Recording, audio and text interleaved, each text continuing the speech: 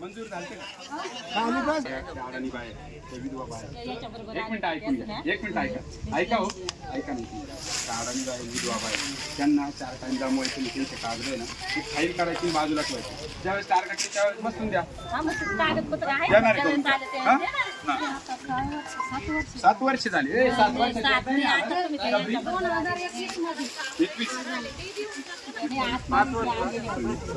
बरोबर आहे ते 6 वर्ष झाली 6 वर्ष सगळी आली सगळीच आहे ना आपल्याला सुरुवातीला एकदा 2 आले होते ना मॅडम सांगा किती सांगितलं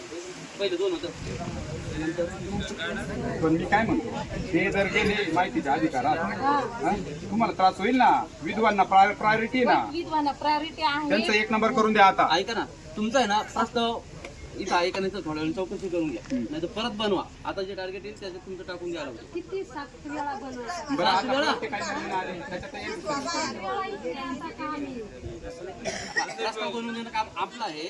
तुमच्याकडे यांच्याकडे इकडे थोडंसं प्रायोरिटी ना करा ते आले होते म्हणून आता आहे ना ऐका आता 6 महिने थांबा